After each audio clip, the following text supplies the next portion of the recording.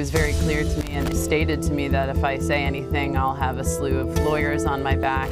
No one's going to believe me over Harvey Weinstein. 2 more women have come forward with claims. People who knew what he was doing, knew what was going on. Nobody really likes to talk about it. And I felt violated. The stories came out over and over again. It may be easy to ignore one person. I sort of silenced myself. Harder to ignore 2. Harassed, taunted, and bullied.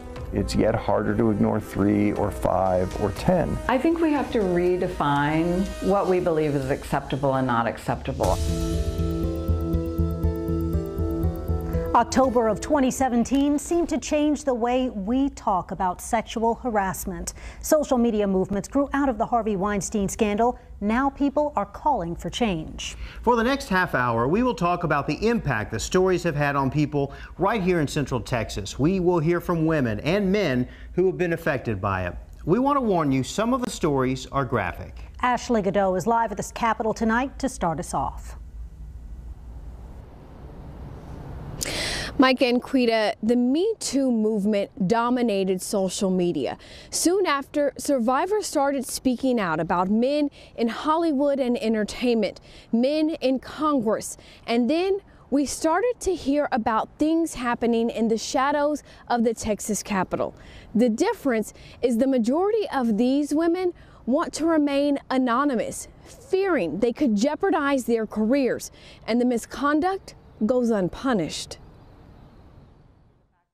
We've got a real problem going on in the Texas Capitol. Me Too hit Texas when the Daily Beast published an article about the Burn Book of Bad Men, a spreadsheet floating around the Capitol listing acts of sexual misconduct by lawmakers. I wouldn't say I was surprised. Former State Senator Wendy Davis has dealt with misconduct personally. At a social function with other legislators, a newly sworn in House member touched me in an incredibly inappropriate way. I don't believe he knew I was a senator at the time. While the Capitol is a place full of decorum and tradition, inappropriate things do happen. And on a rare occasion, a camera is there to capture it. On May 13th, 1983, a story in the Lubbock Evening Journal shows a stripper giving a lap dance to a rep right outside of the chambers during session. It was a birthday gift from his colleagues. I think there are sometimes subconscious ways that we communicate about women that demean them nonetheless. The House and Senate have processes to file complaints, but none have been filed. You're too fearful that you're going to suffer some consequence from that. So many of these young women who are working in the Capitol are there because they have dreams and ambitions for themselves. Rather than out the rep who touched her, Davis held him accountable in her own way, preventing him from passing any legislation until he apologized. It took 3 sessions, but the power she had as a senator is something she didn't have in the 1980s. When I was a young single mom and I was waiting tables as a second job in addition to my full-time job to try to make ends meet, I had an experience one evening when a gentleman that I was waiting on put his hand up the back of my skirt and ran it up the back of my leg while his wife was literally sitting across the table from him. And I didn't feel like I could do anything about it. Would Wendy today tell young waitress Wendy to speak up? No. I get it. I know why people don't report when they're in such vulnerable spaces. That's why it's up to us in the policymaking world and otherwise to begin to create such a system of intolerance for that kind of behavior that ultimately we do create a safe space for people who are in those vulnerable workplaces, and we give them the room to feel like they can speak up. For elected officials, that means holding them accountable at the ballot box. And the only way voters will learn of their transgressions is if lawmakers make it safe to report the bad behavior happening under the dome.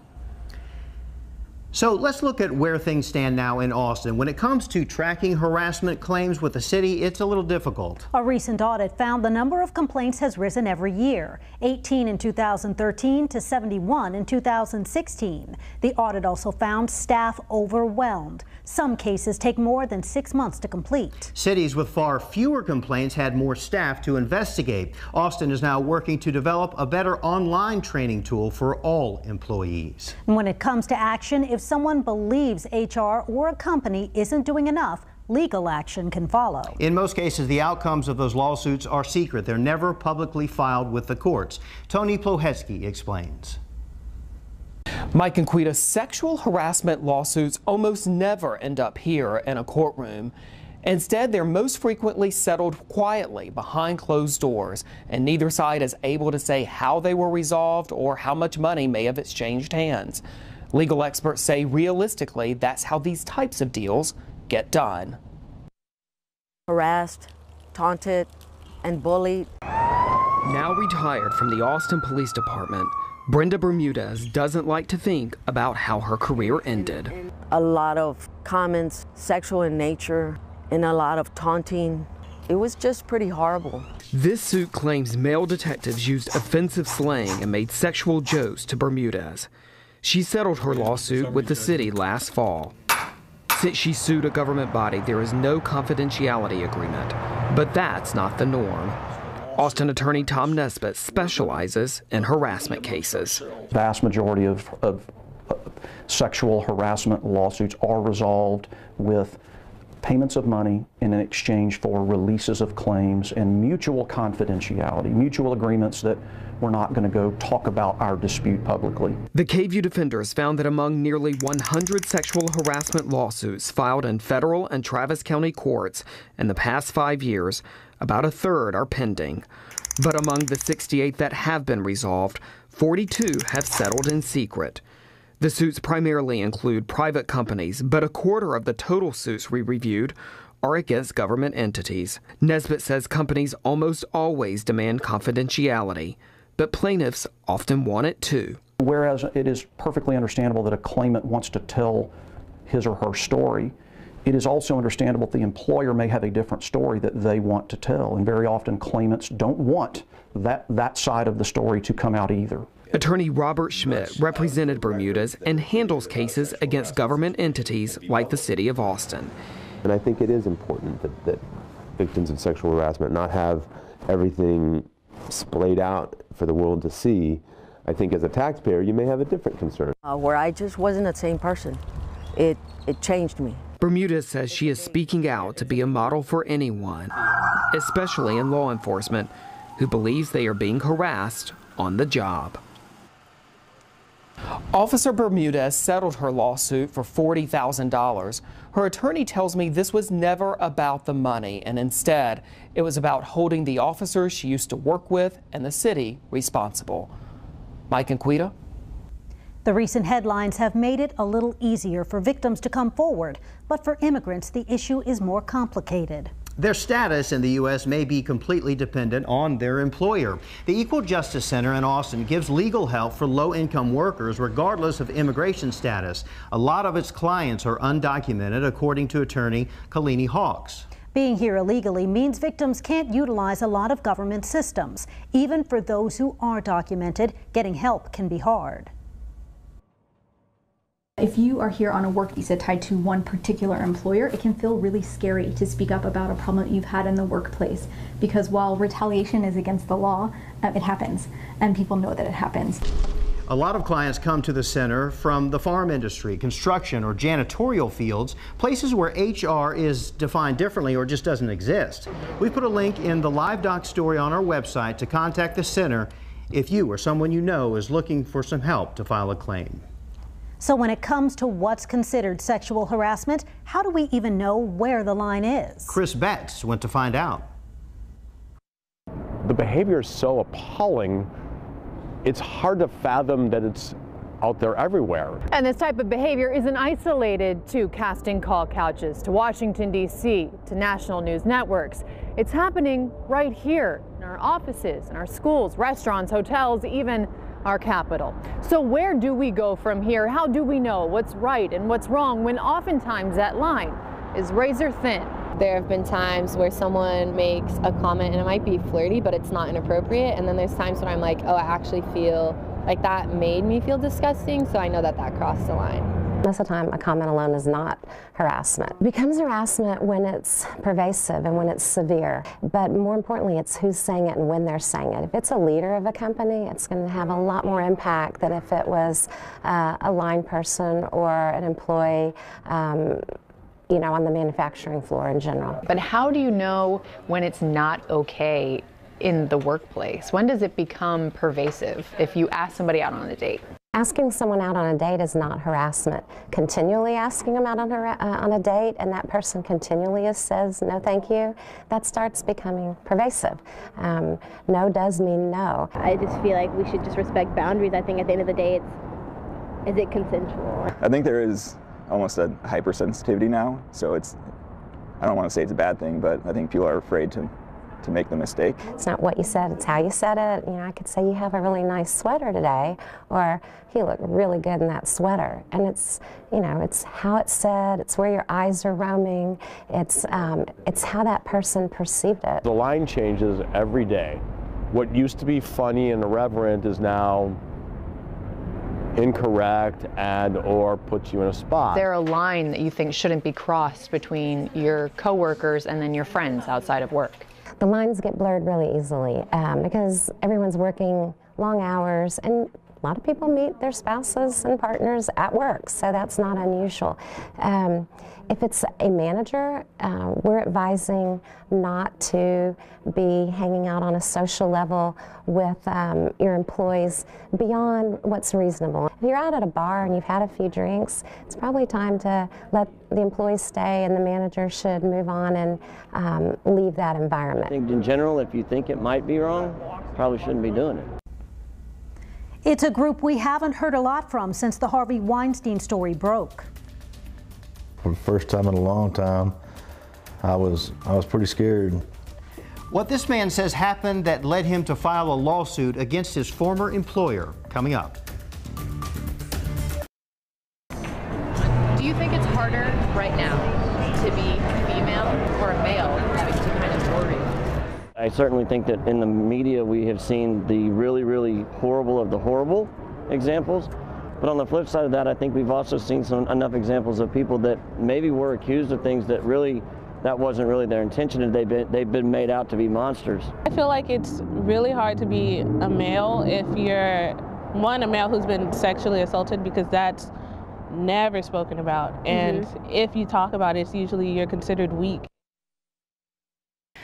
We're asked this all the time. What's it like being a female working in sports? Well, it's fun, but also interesting. I spoke with 4 colleagues who shared their experiences in the field, and yes, at times the line is crossed in our industry. It puts you in a tough position, and it's frustrating. It's something that I do see. It's something that I hear about. It's something that I've experienced, ages ago. Sexual harassment seems to happen to young or traveling reporters the most. A fresh face trying to make a name for herself, or perhaps working with a new organization. I think earlier in my career it was more of an issue. Snide comments here or there. I don't think guys realize all the decisions that us as women have to make to avoid getting comments about our appearance. There's such a thought process to just getting your outfit ready for the day. Is this too low cut? Is this too short? Is this too tight? What we choose to wear isn't the only thing questioned. As a reporter, you have to have a certain level of, outgoingness to your personality. You have to be outgoing and you have to be somewhat aggressive, and sometimes that can be misinterpreted. When that line is crossed, it puts you in a difficult situation. There's always a lot of pressure to be the cool girl. So the cool girl doesn't get upset with sexist jokes. The cool girl doesn't call out her guy friend. She just plays along because she gets it, right? And so the minute you start sort of asserting yourself and saying, you're not going to do that in front of me, don't call me that, don't touch my hair, don't, that kind of stuff, then all of a sudden you get a reputation for being difficult. And it wasn't until the last few years that I finally got comfortable in a position where I felt deep enough in my career and I felt solidified enough in my career that I could stand up and say, hey, you know what, that's not appropriate. Then you have social media, a place we receive some of the worst messages. I received this from a coach asking for a secret date. And this is from a professional athlete when I was covering a game that obviously didn't have anything to do with that game. And this is an email I got from a viewer. Shocking, isn't it? I don't show you this to upset you. I'm showing you this to reveal what we go through while doing our jobs. Comes with the territory, right? But it shouldn't have to. When the Weinstein scandal broke, a lot of people said they knew it had been going on. No one said, "What? I'm shocked." So why did it take this long to come to light? The psychology behind the story. Next. If you saw it or have you seen it, have you spoken up about it? Oh, for sure. Yeah. I've spoken up, but my voice isn't that big. But I try to do the right thing, and I think we all have to try and do the right thing. Oh no, I would absolutely always stand up. Yeah. Throughout the Me Too movement, there's been a common question. How could this happen? Surely people in workplaces knew what was going on. Well, I spoke to two psychology professors who say it's likely people did know, and the reason it took so long to come out could be buried in our own subconscious. In 2013, comedian Seth MacFarlane, while delivering Oscar nominations, made this joke. Congratulations, you 5 ladies no longer have to pretend to be attracted to Harvey Weinstein. It was met with some tepid laughter and mostly forgotten until last year. It is rare that someone is a serial harasser without anyone ever knowing about it. UT psychology professor Dr. Art Markman has studied a lot about what makes humans tick. In this case, there's evidence to his claim. No one said, "What? I'm shocked that he would have done that." I mean, the stories came out over and over again of people who knew what he was doing, knew what was going on, and yet nobody said something. Well, it turns out there might be a reason why. The bystander effect is the phenomenon that says the greater number of people that witness an emergency, the less the chance that someone will actually step in to help. There's a lot of people around, and so everyone assumes someone else is going to do it. It's a psychological trend seen everywhere. When someone's by themselves, like in this alleyway, they will take responsibility should something happen, should someone fall. But you come to a more crowded area like a city downtown with more people, no one's quite sure who's responsible to act, and a lot of times no one does. What happens is people aren't really going through all of the options in their head, but instead they just avoid getting involved. When they reflect on it, they may realize, oh, I thought someone else was going to do this. This principle in a workplace with sexual harassment is even more complex. What we know is that there's a really important phenomenon called pluralistic ignorance. It's the idea that when we witness something wrong, we tend to first look right at our coworkers and see how they're reacting. But if no one speaks up, everyone else in the room assumes that no one else thinks anything is wrong. But the same traits that make us unsure or hesitate when we see something wrong can also help us make it right. That anytime someone stands up and says, I don't think this is right, I'm not going to conform, I'm not going to obey, people around them suddenly feel empowered and they say, you know, me too. Both docs say companies need to be better too, training not just in theory but in practice. It's not enough just to have given me a training in which I got a phone number. I should ask myself, if I witness something or if I experience something, what would I actually do, and walk myself through those steps. I do know that when one person steps forward, typically it emboldens other people. We create social norms, so it is our job to change them when they need to be changed. Men are victims of sexual harassment as well. That's right. According to the EEOC, men made up less than 17% of sexual harassment claims filed with the agency last year, but some believe that crime is underreported. I spoke with a Texas man who did report his experience and is suing after he says he paid a heavy price. Working a Texas oil field, John Dunklin will tell you, is not your normal 9 to 5. We work long hours. They live wherever the job sites are. An atmosphere where the Marine veteran says he thrived. No horseplay, no tolerance. Just about a year ago, Dunklin landed a great gig down in Carrizo Springs, an oil field manager. He was large and in charge until... It's just feeling like I'm a failure, feeling like I did something wrong. Dunklin says sexual harassment brought him down. As outlined in his lawsuit against his former employer, Crescent Services, Dunklin claims the harassment started when a couple of guys, Dunklin's manager and a supervisor, made inappropriate comments about Dunklin's then fiancée. I wanted to know if she was in the travel trailer, how he would like to just skip the meeting and run over there and hop in my travel trailer with her. Dunklin reported it, but says the next day his manager suggested the supervisor perform a sex act on Dunklin. And they're not laughing. You know, that's the deal. They're not playing anymore. As the lawsuit states, he once again filed a report, but he says the abuse got physical soon after when the supervisor sneaked up behind him. My testicles were grabbed, both hands just full on, and said, "I know you got some big balls. I want to see them, and you need to use them." Dunklin says he was enraged, but also embarrassed and confused. I didn't know what to do. Well, for the first time in a long time, I was pretty scared. He reported the behavior to all the higher-ups, management, human resources, and even filed a report with the Dimmitt County Sheriff's Office. The company put him on leave, he says, while it investigated. A short time later, I was terminated. And for what reason? I found out later on it was a violation of company policy. And what policy did you violate? I requested that information and I never got it. I think there's a social stigma against men raising this issue. Austin Kaplan is an employment and civil rights lawyer. In his practice, male clients are rare, but he believes there are many more out there who never report it. It's not seen as being manly or being tough or what have you. But I completely disagree with that. There's also the fear, he says, of losing their jobs. Dunklin says not only did he lose his, but he's having trouble getting back in the business he's worked in for nearly 15 years. So do you think you've been blacklisted in your industry? There's no doubt about it. So for now, he drives a truck. I didn't create this. I didn't cause this. I know my family could have a better life. Dunklin also filed a report with the Equal Employment Opportunity Commission before filing his lawsuit.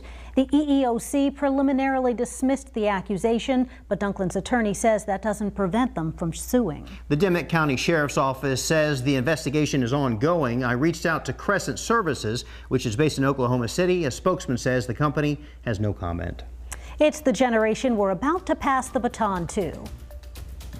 It just sucks to see that people can't think of other people with like a little more heart. How teenagers are talking about the headlines and envisioning their future in the workplace.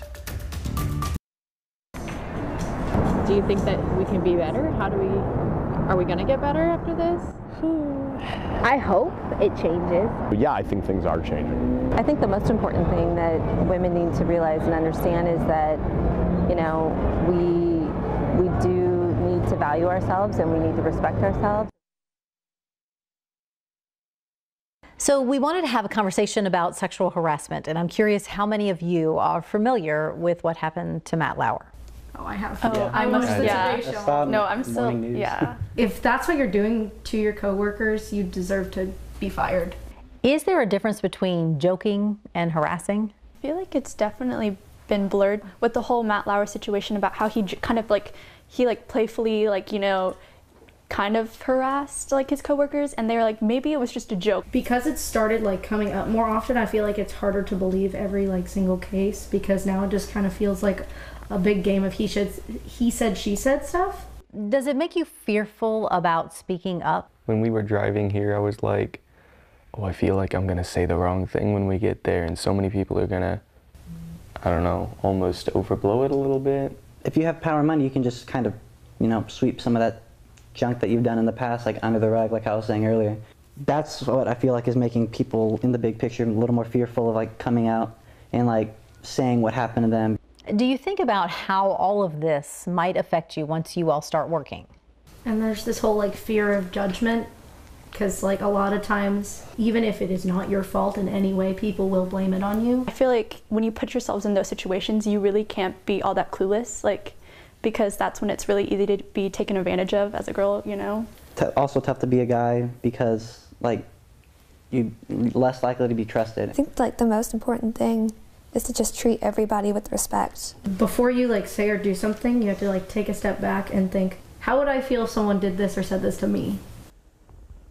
So after all of this, what is being done to address sexual harassment? In the Texas legislature, the Senate is reviewing its policy. The House has already made changes to its policy, now requiring training, and Austin Representative Donna Howard is leading the charge on doing more. Right now. If we don't have a policy that tells people what they need to do, where they can report, how something's going to be investigated, that there will be consequences to behavior that is found to be egregious, then we're not serving the public well. They're not going to have trust in us. We just won't have credibility.